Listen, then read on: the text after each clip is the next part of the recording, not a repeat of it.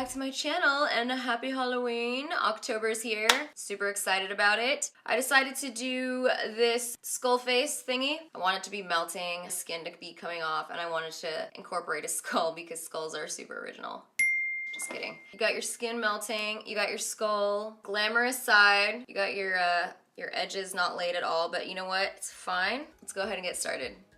Alright, so we're going to start off with the glam side of the face. I'm just going to fill in my brows, and I want everything to look really sharp and clean, so I'm making my brows look that way as well. And then of course you want to put down an eyeshadow base. I'm using MAC Soft Ochre, and I'm going to apply that under the brow to sharpen it, and then also all over the lid and crease, and just blend that out. Next, you want to make sure to set your base, so I'm using MAC's BLANC type all over the lid, crease, and brow bone, because this is also going to be our lid color as well. Next, you want to apply your transition shade, so any warm brown color. This is Burnt Orange by Anastasia Beverly Hills, and I'm just going to take that into my upper crease on the outer part of the eye, and also take it all the way to the inner corner. To darken that, I'm going to be using Karity shadow in the shade SAFEWORD, and this is just going to make it pop a little bit more.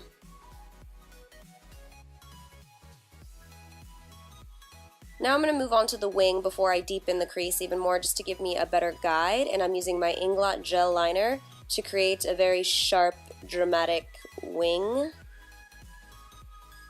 Gotta work it out, work it out. See, I start thin, and then slowly you just kind of build it up. There we go. And I'm going to take a pencil brush with some black eyeshadow now and connect the outer part of the wing to the outer crease area. And then take a blending brush after you do the harsh line just to kind of smoke it out a little bit, make sure it's nice and blended. Put on some lashes. These are Knockout by House of Lashes. And then picking up a white eyeliner pencil, I'm kind of bouncing around here. I decided to just give myself the outline that I want of the drips and also just where the skin turns into the skull. And I use a white pencil because it's easy. If you mess up, boom, wipe it off, boom, wipe it off. Change your mind at any time and it's not a big deal, which I did a few times. I'm going to go ahead after that and apply foundation to my more glam side. You can do this part before the white pencil too, it might be a little bit easier, but you know, I was on the fly with this video, so I'm just going with whatever my mind tells me at the time. And then I'm just going to apply some concealer. This is the NARS Creamy Concealer in Ginger, and then setting it with the Mercier Translucent Powder. Going back into the Burnt Orange shadow, I'm going to apply that on the lower lash line, and then taking some white eyeliner, I'm going to open up the eyes with this and continue to smoke out that lower lash line with some black eyeshadow as well. So in a second here, I'm about to have a change of heart. I really thought I wanted that like more doll look with the white, but then I decided I wanted a more smoky look, so I took the white liner off and switched it out for a black kohl liner just to make it look a little bit more smoky so that it would match up with the skull side better once I was finished. Taking the same lashes that I used on the top lashes, I'm flipping them upside down, I cut them up, and I stuck them on the lower lash line. Dipping into my Mehron face paint palette, which I'll link down below, I'm going to pick up some paint. I started with gray, but I think starting with black is just as good. You can put the darkest color in any curves, like you see here. I decided to go in with black, and then I use my finger to smudge it out.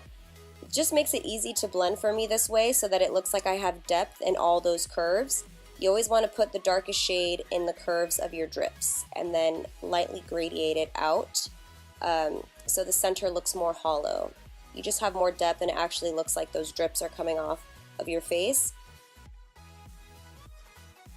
Alright, and I actually decided to keep this part in because I didn't really like the way the drips were looking. I decided I wanted to make them a little bit thinner, so I went in and outlined them with a small detail brush and made them just a little bit thinner the second time around.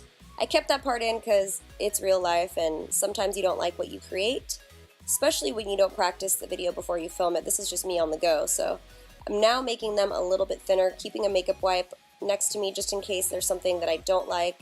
It's easy to wipe away and then do it again. And then fill them in just like I showed you the first time. I just didn't want to do that step again. Taking that little detail brush, I'm going to fill in the nostrils of the skull and kind of put little dots around your drips so that it looks like your skin is slowly deteriorating, so you have like little holes of skin missing flesh. taking a black kohl liner, and I'm going to start working on the skull side of the eye, filling in the waterline and making sure that no lash line peeks through once I apply this. You can cover your brow if you want. I did with some concealer because my brows are really light, or you could just paint black right over your brows if you have thicker brows and you don't feel like covering them. I'm just going to fill in the whole eye with black face paint and set it with black eyeshadow. And you can see there that I left a little bit of flesh peeking through because I'm going to use white to highlight that later for more depth on the eye socket. Now I'm taking my white face paint and basically filling in the whole skull side. I like to really start with my cheekbones and giving myself that skeletal shape, and that way I have a better idea without using black where the skeleton part of the face will be, and then anywhere that there's hollows like my cheekbones where I usually contour, I know that that's going to be black, so as you guys can see I'm not filling that in with the white. While I'm here, I'm just going to go ahead and add a little white highlight to the center of these hollows over here.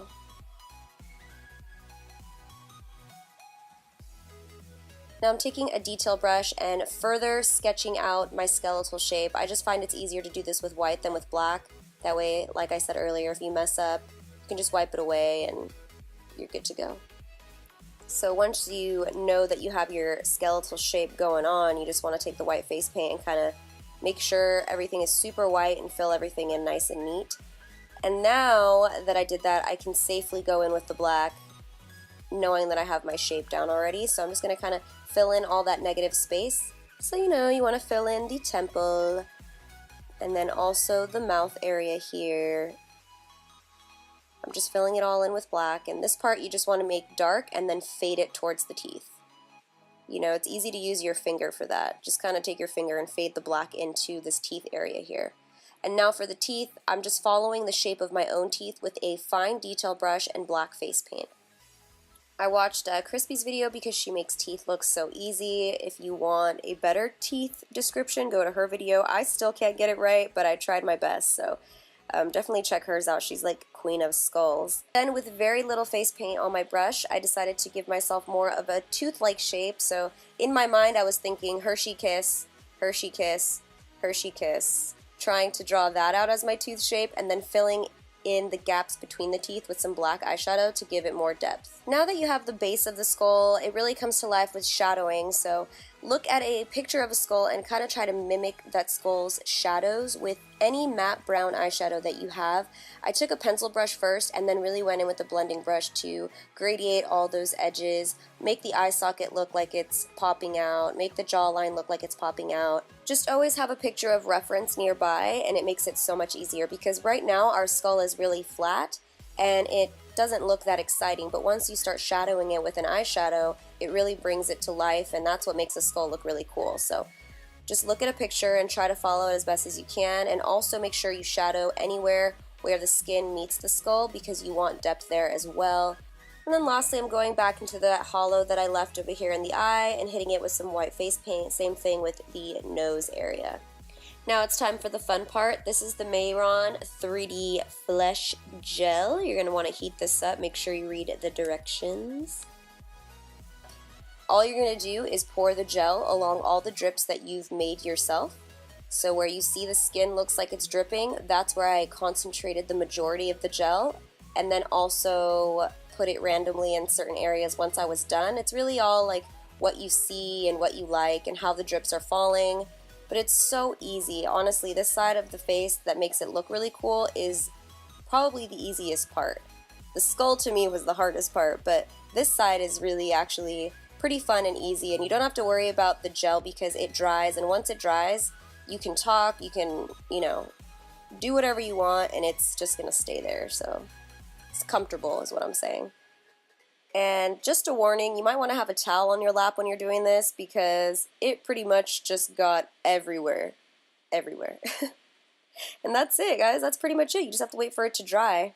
Alright guys, so that is it for this tutorial. I really hope you enjoyed the video. Don't forget to give it a thumbs up if you did, and I'll see you guys in my next video.